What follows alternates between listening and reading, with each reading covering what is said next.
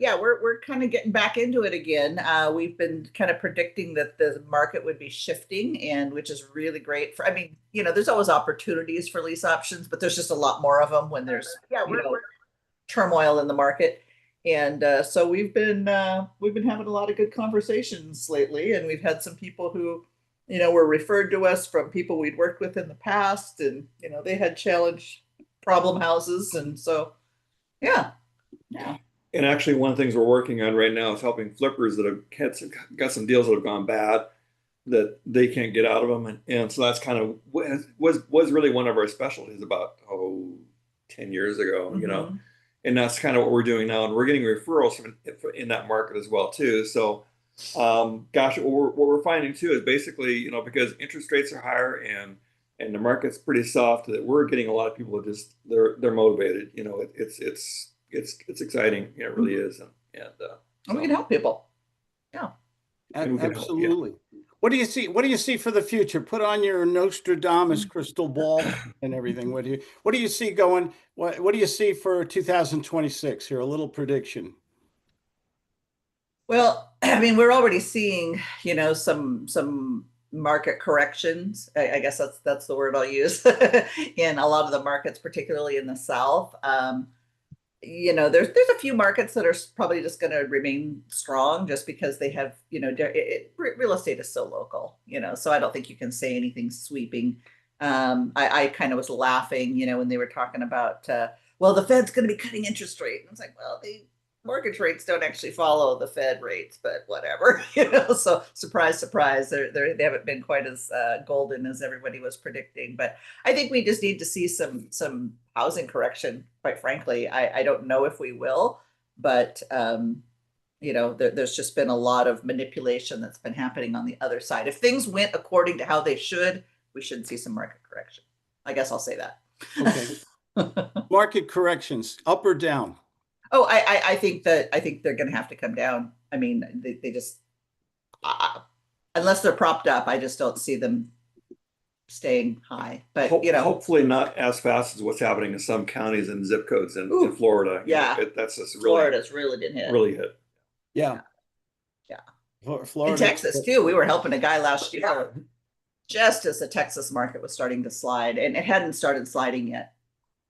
And we were helping a young man that we knew, and unfortunately, he reached out to us, and we were, kind of doing some market research, and everything looked great. And then it took him several months before he actually was able to ready to put the property, make it available. And by that time, Houston had already started to slide, and it was like we were kind of chasing it down a little bit. But maybe I have rose-colored glasses on, but I've lived through a couple market changes and adjustments. And when it's going up, if you have properties already or you're good at accumulating them, you make money on appreciation, higher rents, quicker turnover. Yeah. But when the market is adjusting, what does the really smart investor do? When the market starts going down, we're talking about lease purchasing today. Yeah. I thought we'd add that in with some sales conversation. A beautiful thing. Yes. What does every guru at every seminar say? Find the motivated seller, right? Okay. Well, when the market adjusts, isn't that an opportunity to make a lot more offers? Go ahead, Brent. Hey, two things. I appreciate you guys talking about this market adjustment and the lease option. And CJ, by the way, I gave you a call back. I don't know if we just are missing each other. Thanks for reaching out the other week. I got a house in Walsenburg, Colorado that I cannot get the tenants out. They are professional tenants. I've been trying to evict them for almost a year now. I did a lease option with them. I collected $8K down. They haven't paid rent ever since. They did send me $1,000 in June, and that was able to get their eviction case thrown out of court. So what I should have done as a landlord in Colorado is returned it to them.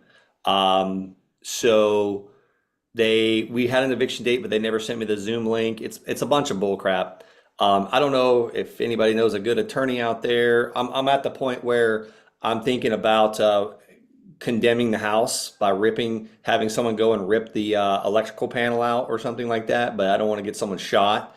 So I'm just at the point where I don't know what to do with it. I was thinking about paying a big scary biker to move in, to rev his engine up all night long, and then when they move out, pay him $1,000. I've offered him cash for keys. So this is a bunch of smart real estate people on here. Florida's like getting easier to evict people. Colorado's getting harder. Yeah, Colorado's like Washington. The first thing that comes into my mind is get a better attorney Yes. for the It's first hard. thing. I appreciate that. Yeah, Yeah. get a better attorney, fire your attorney, get somebody who specializes in this, who has the Who whip marks on specializes their in back. representing landlords. Not there's so many of them that they're landlord tenant,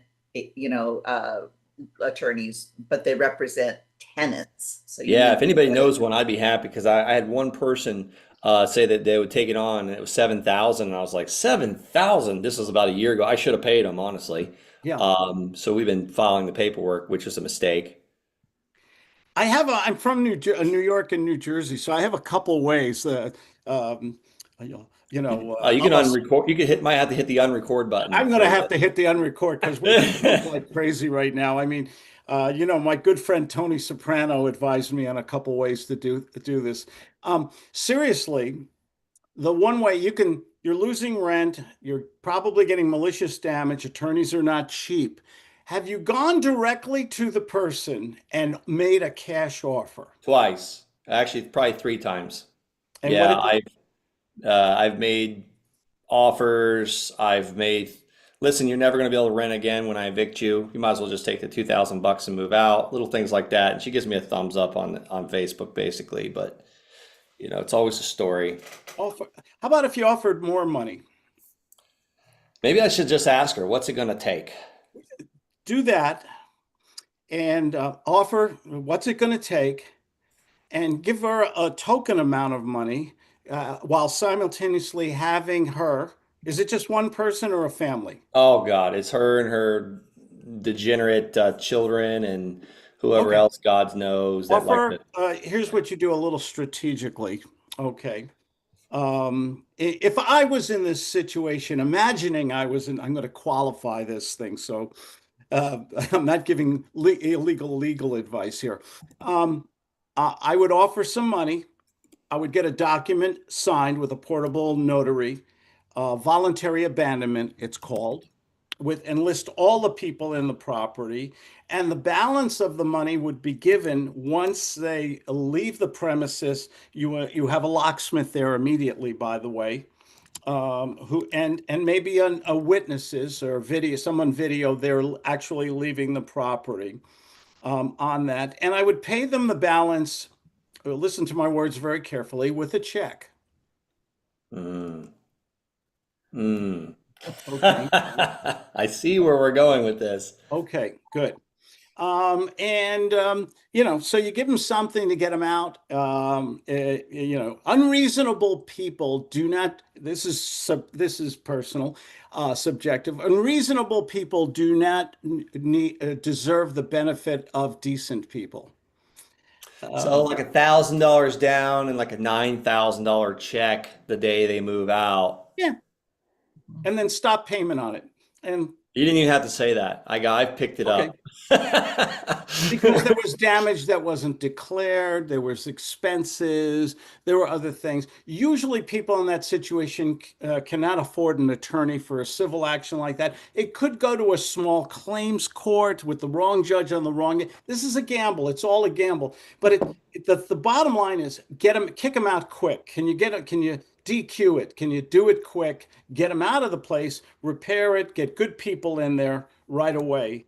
Through any reasonable legal means necessary.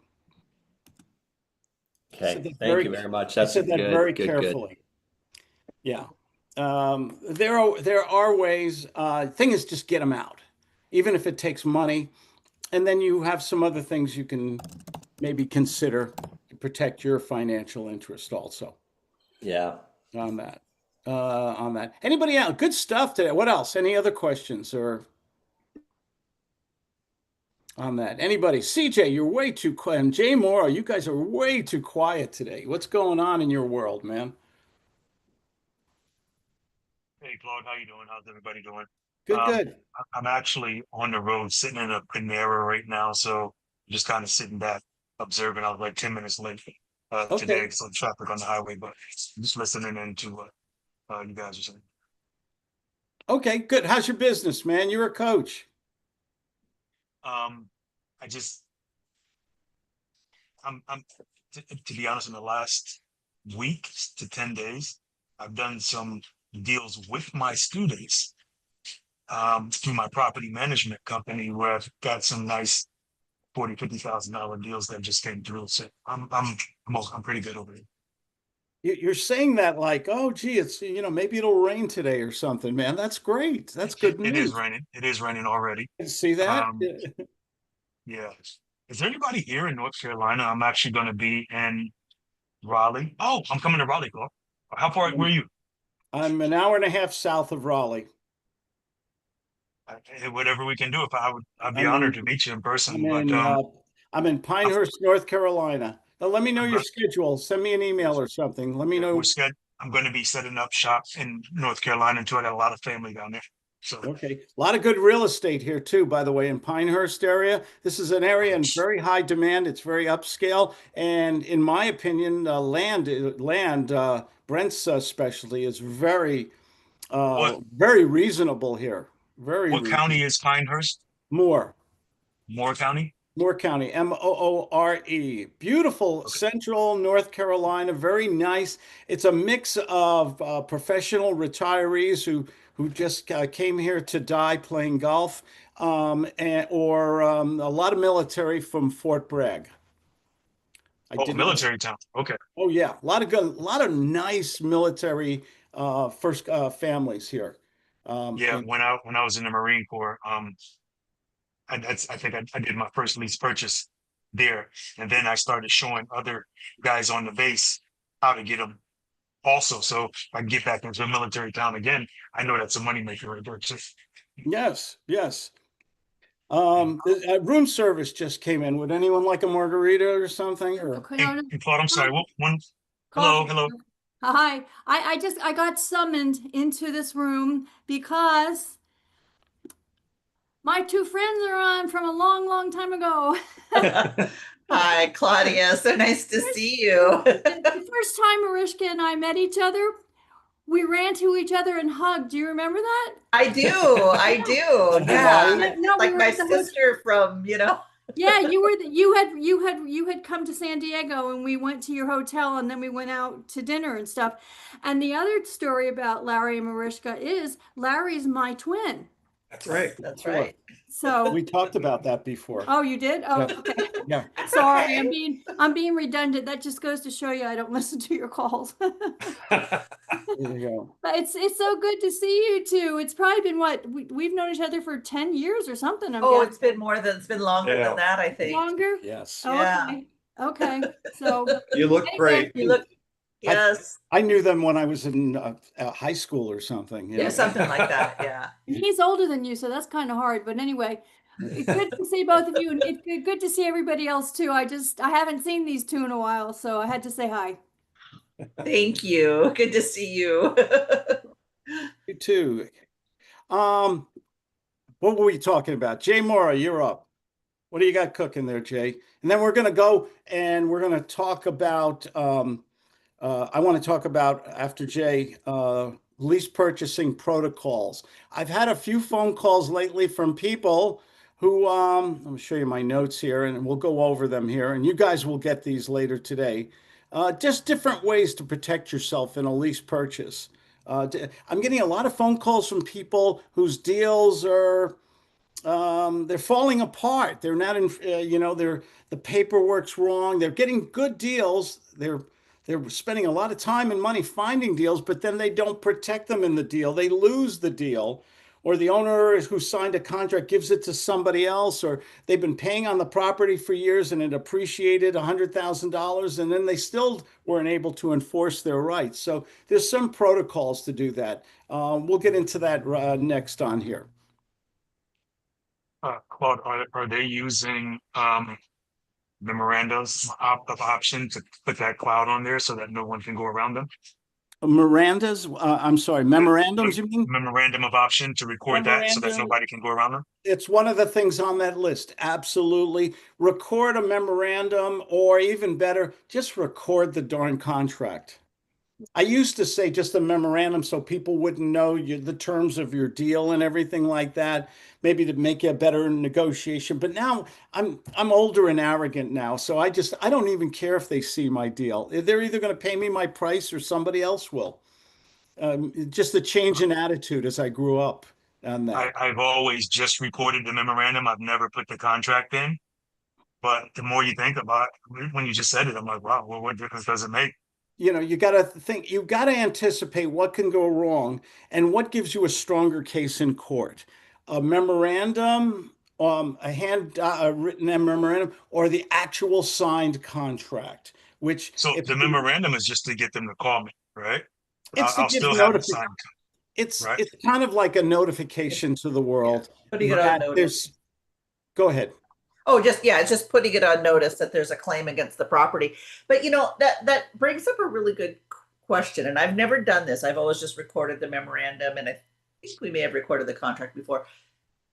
Somebody that we know who also does lease options said he's been recording a deed of trust, Sure. which when I think, because he said in his, I don't know if he's had personal experience with this or if this happened to somebody else, but he said sometimes title people can be kind of lazy and they'll overlook things like a memorandum and stuff. But when they see a deed of trust, they know that they need to pay attention to that. So I'm almost thinking that going forward, I might just, have them sign a deed of trust as well and record that. Yeah, that too. You got to ask yourself the why question. Yeah. Like little children. Children always say the why question. Mhm. And why do we go through all this trouble? Well, there's some people they might want to get a HELOC, they sold it to you for 200,000. They have 100,000 equity, but now they want to overfinance it for 250 because it appreciated. Do you want them to overfinance a property? No one's going to lend money if they see that there's another principal party with an Right. agreement. It's kind of like another good little Latin word, a lis pendens. Mhm. Okay, that's when there's like a legitimate legal argument pending on a property or deal you did. You want to have your attorney, or you could do it yourself. See if you can file a lis pendens on your property so that nobody else can buy it, sell it, overfinance it. You want to protect your interest on a property, including the right to purchase, the right to have the equity that you deserve on a property. And anything else. Maybe to have somebody else say, well, I'm going to be 10th in line on this property. No sense suing them and tying it up in court. So it's just protections. It's Yeah. on this. Well, I have a question for you. So in the beginning, when I started, um, I would record the actual option. And then I actually went to doing, just listening to other people, I went to doing the memorandum. Have you ever experienced someone like a title company overlooking your memorandum? I've never had anything. Not a title company that I kept that I utilize. Know, I've always tried to use people who've been in business for a long time, who have been referred to me, recommended, things like that. There's some things nobody wants the cheapest heart surgeon. Okay, there's some things when you're dealing in business and you stand to make a reasonable profit, hire good people, hire really good people. I had the best in San Diego. Hey, turn on your video, Dave. Dave had. Um, I don't have my makeup on. Oh, okay. So that Okay. would make all the difference in the world when You you're look actually great. letting the attorney file it instead of us just putting it as the investor, us doing it ourselves. Well, would you do your own dental surgery? No, no. But I have been doing my own. I've never had a problem with Okay. yeah. I'm But a do-it-yourself guy. I believe a lot of do-it-yourself stuff on it, but it really stands. I mean, if you're talking about a small, simple deal, you're going to make 10, 15, 20,000 on it. It's not complicated. You got a good relationship with the other people. Sure, do it yourself. Okay, well, if you're dealing with reasonable people, if you're dealing with a very large deal, or you're putting a great deal of money down, or you're taking on a monster loan, I say it's better to have another set of eyes. Okay. Yeah. Okay, is that, Yeah, I never really put money down. That's why I don't okay? care. But You, if something comes up and I do got to put some money down, like not a substantial amount, probably would call to find a good attorney. Then. Ron LeGrand said you can't get hurt if you ain't got any money in the deal, you know? Yeah. Yeah.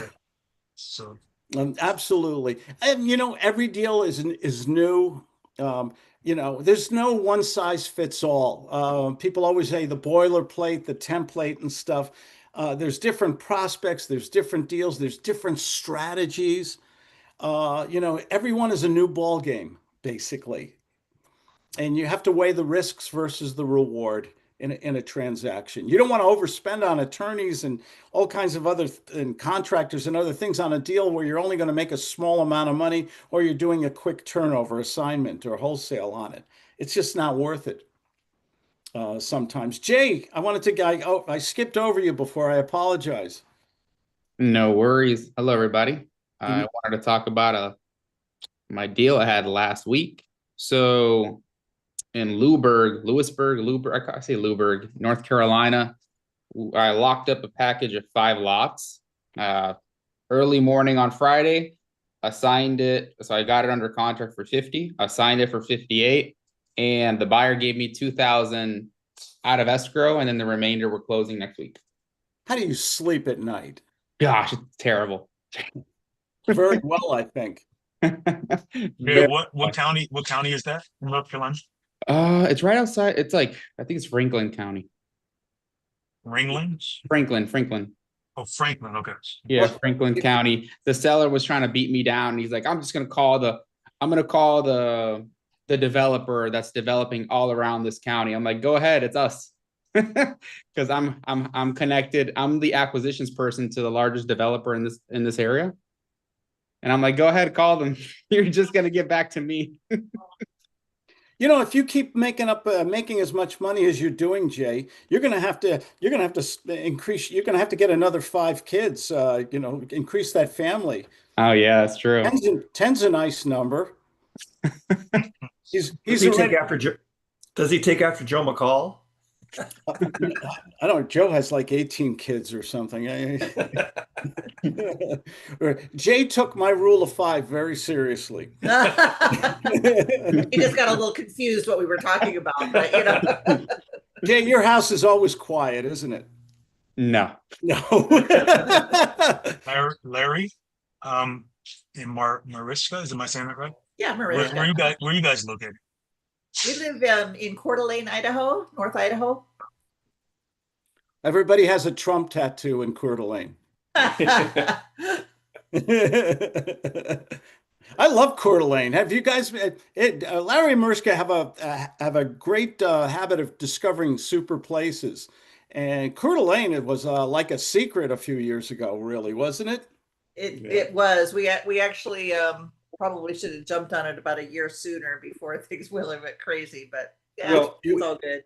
we had a mentor that told us to live where other people vacation. Yeah. Yeah. I don't know, some guy random guy we met. It's the thing about it is, isn't it great to live in a place wherever other people dream of living, Well, and it's fun to just, we often say this, we'll go, downtown and vacation in our town and, do the little art walks and, have lovely little places on the water to eat and little hikes that are right close to town and everything. And it feels like we're vacationing, but we haven't left. We still come home to our own bed. There you go. It's just great to live in a place that is so enjoyable and everything. Go ahead, Dave. I just have a quick question on your financing when you finance a client. Do you do this all yourself with a software package, or do you use like Stripe? They have payment programs that you can set the client up. They have an interest rate, and they pay you up front, I believe, and then the client pays them monthly. You're talking about like a merchant account? Yeah, A like if you're gonna finance somebody rather than them paying you in full. Uh, I gotta tell you something. I have several services. I have a couple dedicated ones, with the machine, the swiping machine from Bank of the West and Wells Fargo, which I use. But what Claudia and I have been traveling a lot lately between North Carolina, Colorado, California. And what I use when I travel is PayPal. It costs me $30 a month. It is the most wonderful merchant account. You can also send people invoices. And say you have someone on a payment plan, you can set it up in PayPal so that they send an invoice out every month or every 3 months, whatever you want, for the dollar amount. And they can go into PayPal. They just click the button and they can use any credit or debit card or wire transfer from any bank. To me, I mean, and I have Zelle and I have oh, what's the other one? Um, Venmo, and I have all. Venmo. But I got to tell you something. The one that's the most practical is PayPal. It's an easy to use application, and if you have authorization, you can run credit cards. Like I said, if you have merchant account status with PayPal, it's an upgrade for 30 a month. You can run the credit cards right off your phone or your laptop or whatever. You just put in the credit card, the expiration, the PIN number, the three things on the back, and What do they charge you like percentage wise per transaction? don't know, don't care. It's probably 3%, Don't care. I get 2.9. people all the time call me up. Oh, we can save you a quarter point, half a point. I just, you know what? It's use. Don't sweat the pennies. Make the dollars. Mhm. Don't So I sweat the use pennies. Claude. Okay. Claude, you said that you can do a bank wire through PayPal. You can transfer your money from PayPal to your bank account. Oh no, yeah, I know that part. Okay, I thought you were And saying you could do they also have something else. Oh my gosh, what is it? I think, did PayPal buy Venmo? Somebody help me here. I think PayPal owns Venmo now, or they work together. And they have and they do have a wire transfer. They have so many new services. Anybody know here? Help me out. I was just asking about the Stripe thing because they have a 6 month, a 12 month, and an 18 month option for payments. You know, I was, they I was, pre-qualified the customer for you. and yeah, there's some kind of an application that the customer, gets approved. So I can just, not have to worry about getting paid and where their payments, they set up the payment. I don't know if it's an automatic debit or how that works yet. Oh, But I so was they just curious. do they make the loan? So you sign up somebody and then they make the loan to the client? Yeah, they pay the merchant in full, and then they have And they those collect. different payment options of 6, 12, or 18 months, uh, for the plan. And it's around 14.99%. If you do a 6 month plan, it's zero interest for 6 months. So, About Is there credit. is there a cap on the dollar amount? I mean, could they? oh, I don't know yet because I haven't asked. I know you go up in the higher ranges, and Yeah. dog training programs can run anywhere from 1,000 to 3,500 or in that range usually. Okay. Well, The that's most You know, good. I've That's ever good done was advice. Yes. 7,500, and uh, it worked pretty well with PayPal. I just dropped a link in there. I don't get anything from this, no affiliate or anything, but it's worked very well for me. I haven't used it a bunch of times. The most I did was 7,500. I think that client got 6 months, 0% interest. There you That okay. is go. good to know. Thank you for Yeah, that. I appreciate it. I'll look into PayPal too. I got to tell you what I've done with most clients. Oh, what if you get a client who wants your product or services, but they won't qualify? You know that ahead of time because of whatever situation. I'm a big believer. This is what's worked for me for 30 years. Create your own rules. I become my own bank. Is that what you were going to say, CJ? That's what I do too. Yeah. Yeah. I became my own bank. I don't charge interest. I use a pretty good contract. The fact of the matter is, if you have a personal service like coaching, sales training, real estate, like I do, and you're in constant contact with somebody, the likelihood of a default is minuscule because of the relationship. If that makes sense. Okay, it's when you have a distant when you're so one of the things you should do if you do sign up somebody, always follow up with that customer. If you're kind of invisible to the service you're providing, touch base with them every couple weeks or months. Hey, how you doing? How's your dog? How's your real estate? Do you any questions I can answer? Anybody you know who needs help or has a deal going on? It's good to touch base, talk to people. That's what do I always say. Talk to people. I So have an your contract is like, I'm going to debit your card every month yeah, for a certain amount of money, and yeah, just and you automatically run it. yeah. You know Okay. Nobody how to remember here's to touch base with them when you see that payment go through. yeah. You I see a didn't hear you. What'd payment you say, go. Brent? I didn't hear you. You know how I remember to touch base with them, and I'm terrible at this, so I really needed to hear this today.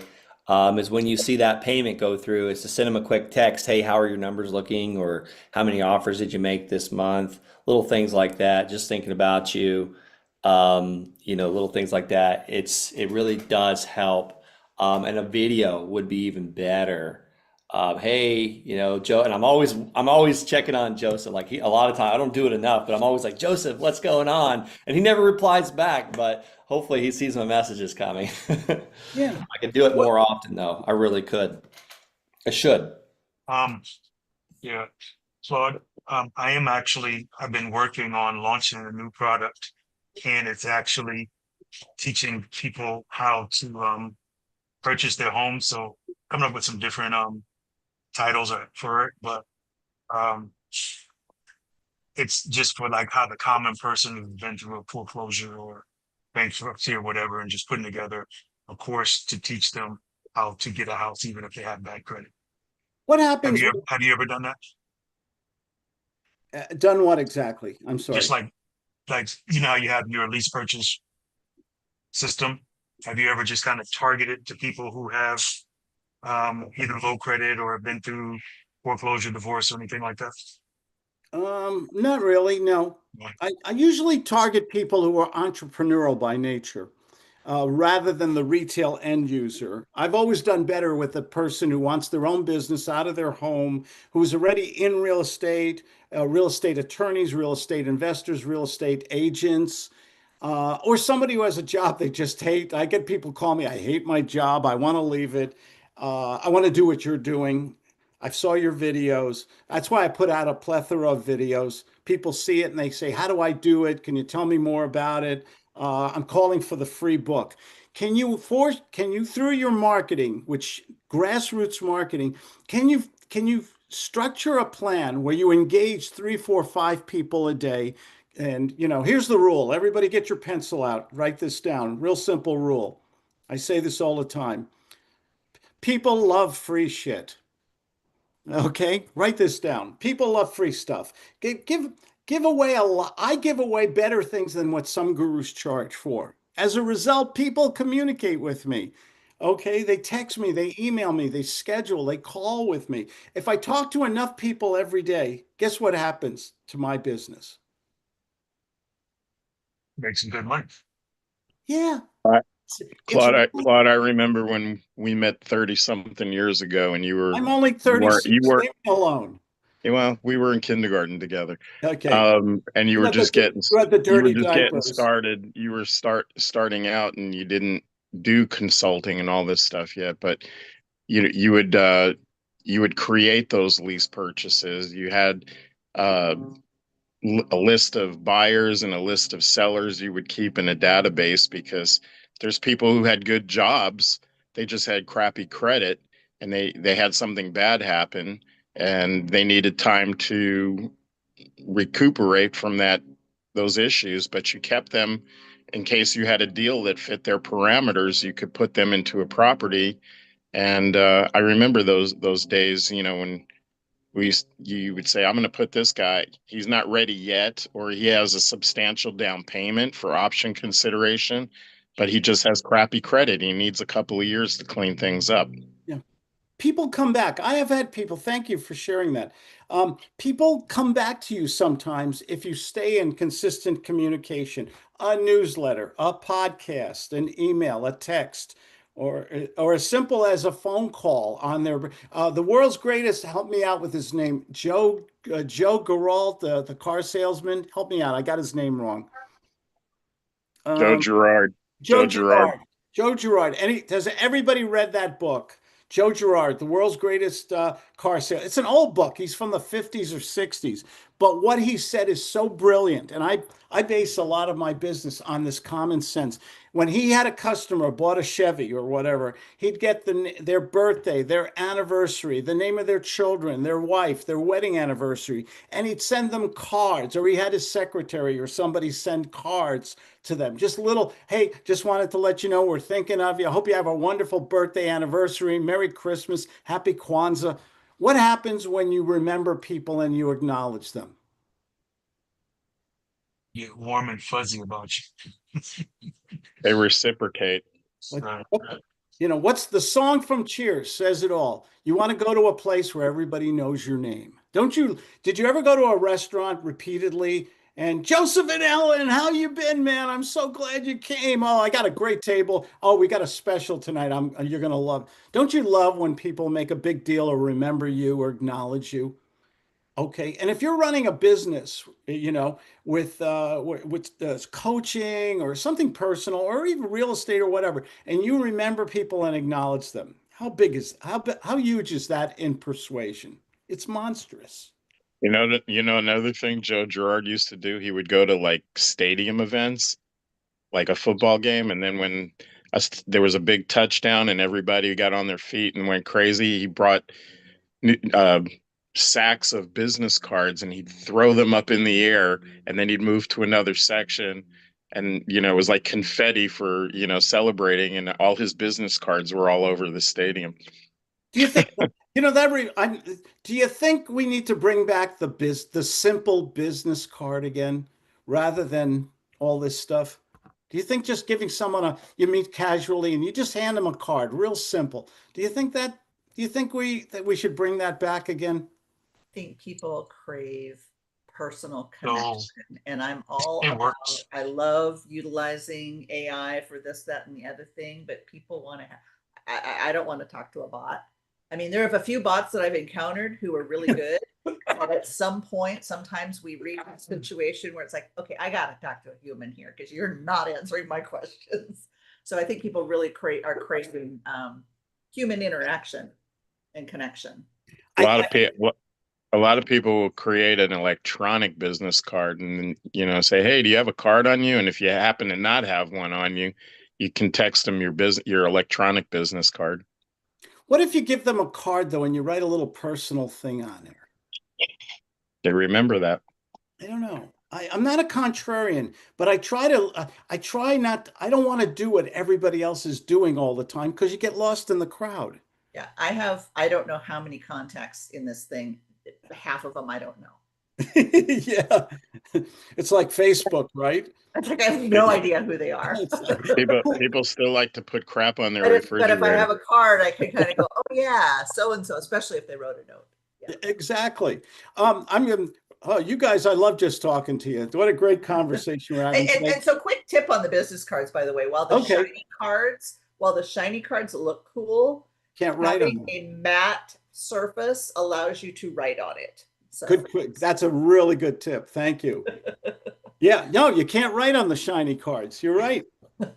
Absolutely. I just wanted to talk about, because I've had this question come up on lease purchase protection protocol. So I kind of made this up real fast here. Quick question for the group. And I only got 9 minutes. Isn't that amazing?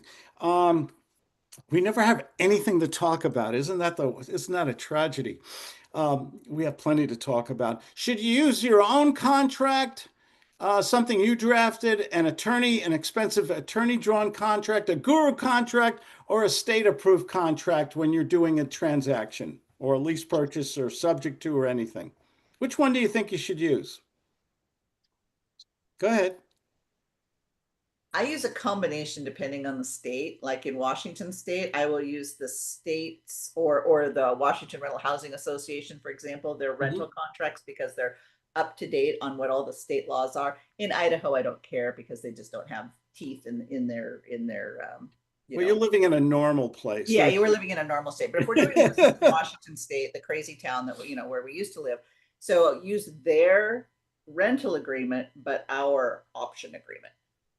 Have you ever done a contract on a napkin, Claude, and then converted it to an actual I actually contract? I actually have laminated napkins that I did deals on. I'm Nice. really, and just a little bit of law school 101.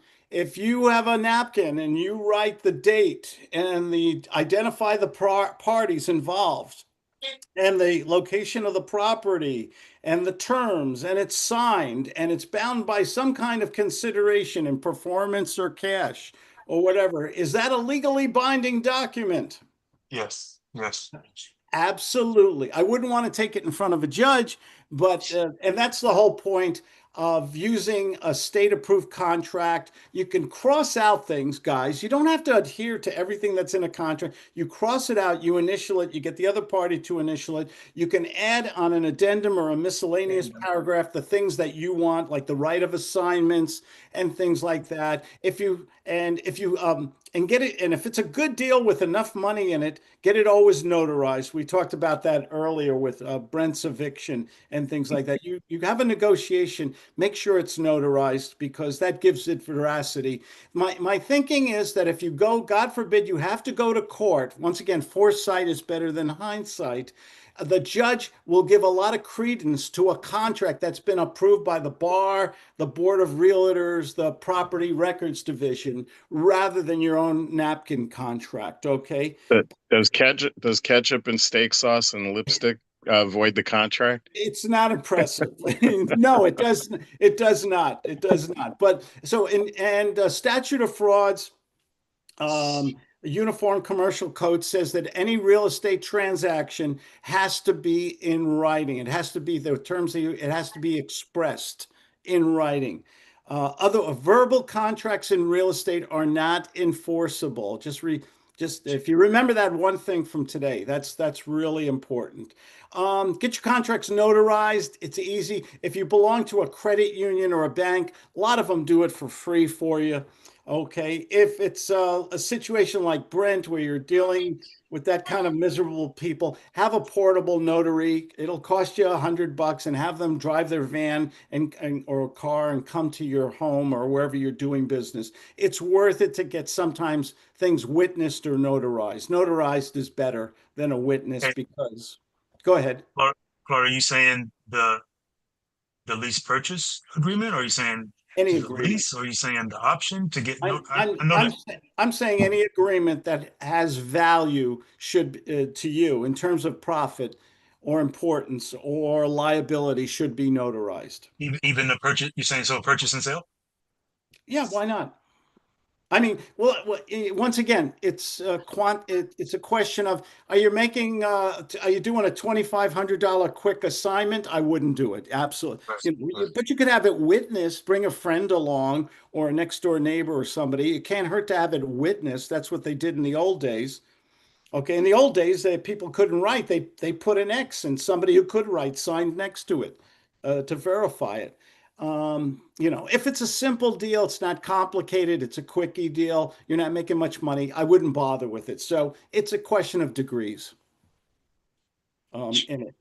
If you tell me, Claude, I'm investing 50,000, I stand to make $250,000, is it worth having an attorney draft review the agreement? Is it worth having it notarized? In my opinion, yes. Because I've spoken to too many people who have lost deals because they were cheap on some of the things that were worth investing in, worth doing. And Claude, is it true that if it is a attorney drawn up contract, that if there is some type of dispute, that another attorney won't rip it apart because it's with another attorney instead of just an individual? Oh, it's Or is- anything's possible, of course. but you Like, have more of a chance of them two just coming together and negotiating what instead do of what attorneys get paid to do? Yeah, They negotiate deals. look for needles in haystack, argue merits of the law, put in a Yeah. lot of good attorneys argue emotion rather than a law or apply both into situations like that. Um, so you want to have foresight. How do you avoid, if the deal is valuable enough, is it worth investing into good paperwork that has stood the test of time, and that'll impress the judge because he or she knows already that it's board or state approved. That's the thing. You want to anticipate the things that can go wrong, and have that foresight. Foresight is so much better. Not walking around with a cloud over your head, but if a deal is really valuable, do the smart things to protect yourself.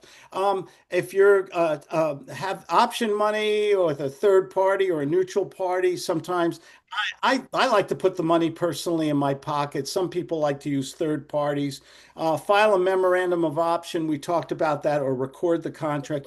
Attach the documents from if you're doing a subject to that say you do a lease option and the owner agreed to hold a note in the future when the option is exercised, maybe attach the mortgage documents and the lender information or one of the payment bills or something like that to it. Right to access. You want to know if you're doing a transaction where the mortgage is still in place. Make sure you know that the owner is making the payments on to the tax board, to the mortgage company, or anybody else. Keep the insurance. Okay, make sure that you know that the seller is keeping insurance on the property. Okay, confirm taxes, insurance, HOA dues are current. Get the right of inspection. Title check. You guys know this. You can do a preliminary title check with any title company, or you can pay them to do it. You want to make sure because people lie or they forget about child support payments, IRS liens, list pendants, pending litigation, uh, um, uh, construction liens, judgments. You want to make sure that you know everything, that when you negotiate a deal, you're dealing with the correct numbers. And people sometimes either lie or forget about other obligations, liens on the property. So you always always common sense here. Um, what else did we have here? Options can be held in a corporation trust. I just had somebody who their contract was voided out because they saw. How should you sign a contract? We're out of time, darn it. How should you sign a contract? This will be the biggie we talk about today. If you have a corporation, you're doing ABC Corp. How should you sign that document or contract at the end? ABC Corporation, under that, your name and your title, Very good. president or Yeah. Always identify yourself as the officer in that corporation or the position you hold. I had somebody who put the initials of the corporation in the signature area. That's it. Is that contract void, null and void? I even do now. I do a lot of my stuff like through Equity Trust with the self-directed IRA. So everything is Equity Trust Company for the benefit of Cecil Jones. Account. Oh, no, I don't even put my name for the benefit of account number 98376. Can't you put yourself as a trustee, beneficiary, or whatever in a I trust? don't. I don't. Because I still want it to be as anonymous as possible. Okay. So we put the account for the benefit of my account number instead of my name. Okay. Very good. Very good. So that's all important. Jay, did you have a question, or I saw the thumbs up before? Are you? Yeah, I'm looking to do a webinar, like a recurring webinar for like my website and stuff, so people can learn a little bit more about maybe joining my coaching program. Who has experience on that? We've done what? Go ahead, Larry and I've Mariska. You've done a lot done of that webinars, stuff. yeah. Yeah, I've done a lot of webinars. I've done pretty good on them. What software are you using? Tim Wilkinson does. What are you talking about? Publicizing it, getting enough people to attend? Are you charging for it? Is it freebie? Like more of a freebie. Okay. How much lead time are you giving yourself? As far as, I don't know, it's a good question. Um, What do you guys think Well, about that, because Mariska? I was trying to do maybe like those recurring webinars where people can You just, want an evergreen one that's pre-recorded and just yeah, goes. yeah, Okay. yeah, yeah, yeah. Yeah. Um, Jay, I've used Stealth Webinar. That's my favorite. I've used the other one, Webinar Jam, but I really like the Stealth Webinar one. And they pretty much will give you everything that you need in there, and they will it's the customer support that I like. So you can actually have conversations with them. They'll send you videos of what you need to do, but they'll Stealth Webinar. If you really don't know, I act like I don't know anything, and they do it for me. So Okay. yeah. I'll just do the Claude technique and let them do my work. What's the fee for that? I think they are $99 a month, something like that. But they give you a 30-day free trial. And most of them will give you like 10 days or 14 days or 7. Stealth Webinar gives you a 30-day trial. There you go. You want to have a really title or topic that is something that, you know, draws people attention. You want to have have AI or somebody draw a really attractive thumbnail or picture in there. Pictures, pictures really get people's attention on it. And you want to have a title, see what other people are using that gets a lot of hits and that really works well. And give yourself enough lead time. And do you have a landing page where they can sign up? When it Things comes like to like that. that AI stuff, I swear I suck at that. And I know, Claude, you do it all the time, and I hear like the different voices and stuff. I don't know how to do any of that. So if I could even just put in a request to even just have like some type of side training 101, or if other people want it to like go over that stuff, I think that's huge, because I'm lost in the whole AI thing like that. Oh, I yeah. see you dominating that space. AI is really good if you give it specifics and guidance Yeah. to design little cartoons, stick figures, workbook covers, or JPEGs for promoting a webinar or something like that. AI is very good like that. A tip to when you're giving a prompt to them is tell AI, tell chat or whoever you're using how to be. Act as an attorney, act as a marketing strategist, act as a social media expert, act as a whatever, and then you'll get a much better response. That's it, like act as Claude, and Yeah. they'll do whatever You, Claude you does. could say, pretend Claude Diamond is my mentor. What would you tell me I need to do every day? I mean, you can literally do that too, but I mean, what is it doing? Is it going to scan his websites or like videos on YouTube that he's done? How does it get that information? It's amazing. Who knows? You know, who knows? Jay, I would also have a call to action. The first 25 people who sign up get a free recording, a free workbook, free monogram J Mora underwear, anything, you know. Yeah. cool. Anything that gets. I went back to my list here, which I'll send to all you guys. A couple of things that need to be said about a contract. Always include your assignment rights. Have and or assigns in your title of the principal parties. You might want to have a separate dedicated paragraph that describes your assignment rights. Uh, that you can assign it to third parties, what kind of notification you have to give. You might want to check with the laws of your particular state, but always include an assignment paragraph, I suggest, in there. Force majeure. I learned about this from Donald Trump's book, The Art of the Deal. He had he used the force majeure, which basically means that you're not in breach of a contract because of an act of God, bad weather, a terrorist, God forbid, act, or a war, or something unexpected.